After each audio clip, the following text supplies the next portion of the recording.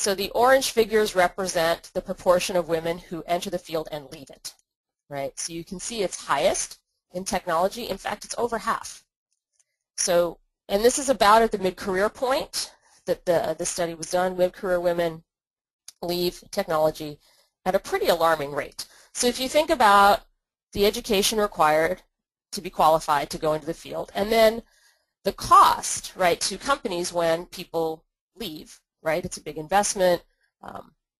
It's very expensive to replace people, and then, as we've discussed earlier, the pipeline is even smaller, so the number of qualified people is smaller. So it's a pretty serious problem for employers, and it's one that especially large technology companies and some small ones are starting to pay more attention to. So what does this all add up to? An enormous missed opportunity. The potential of technology workers in the United States, just based on the population, a big proportion of that potential is being ignored, or is not being ignored, but is not being tapped, right, is not being taken advantage of. It's really a waste of talent. It's a waste of human capital. Now, I have a little anecdote. It's not my anecdote. It's Bill Gates' anecdote, but since it's been published broadly, I think it's okay. He won't mind if I borrow it.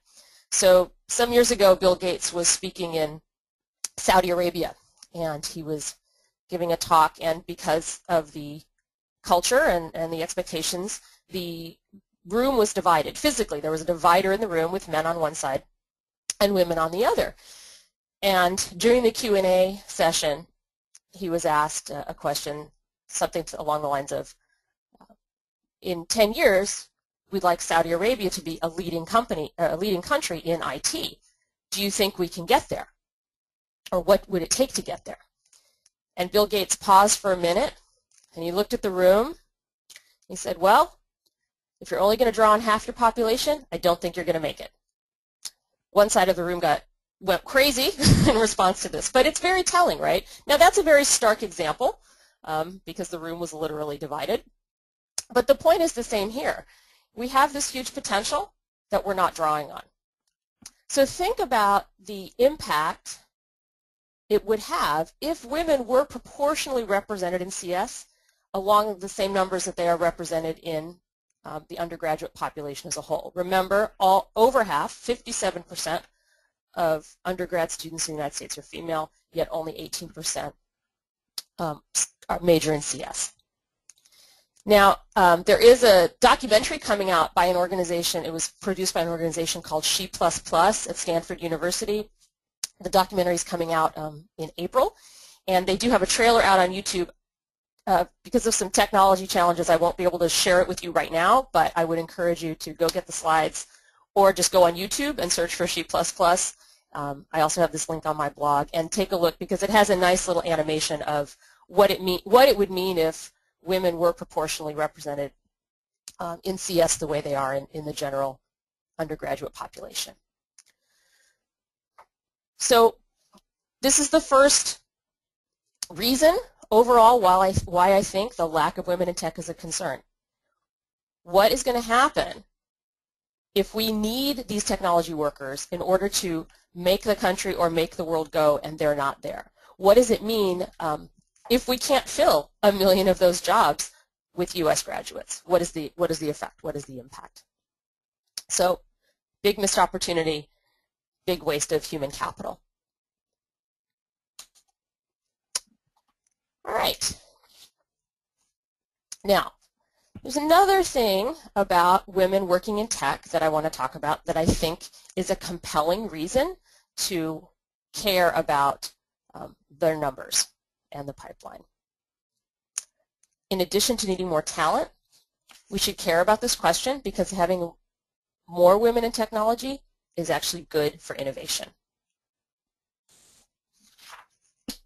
Now, if you think about the teams that you've worked on and the ones where things really clicked or where you had really good ideas, were creative, maybe bounced a lot of ideas off each other, where it's really energizing, if you think about the composition of that team, I bet everyone wasn't exactly the same. That's certainly been my experience, where diversity on my team has made it a better team to work on or a more interesting team to work on. Well, it turns out that that anecdotal experience is borne out by some data. Diverse teams are more creative. A study was done, took 100 teams at about 21 companies, and what they discovered was that teams that had equal numbers of men and women were more experimental, were more creative, were more collaborative, and more productive, actually, completed their work better than teams of any other makeup. So better than all male teams, better than all female teams. That diversity, gender diversity, although I think similar arguments could be made for other kinds of diversity on teams, but that gender diversity had a big effect on the team's creativity. Now, I alluded to this a couple slides ago, but let's think about who consumes technology.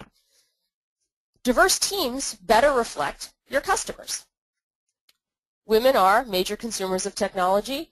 They're actually responsible for almost half of electronics purchases, consumer electronics purchases, and they certainly influence more than half.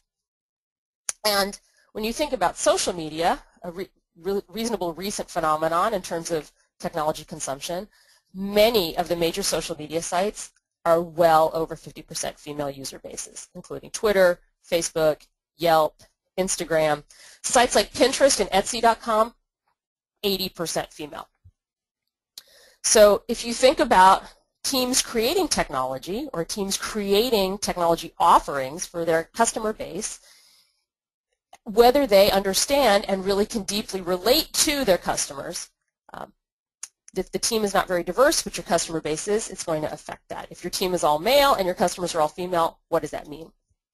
And I'll have another example later about Etsy.com because they were in exactly that situation where they had 80% female users of their site and their engineering team was 3% female.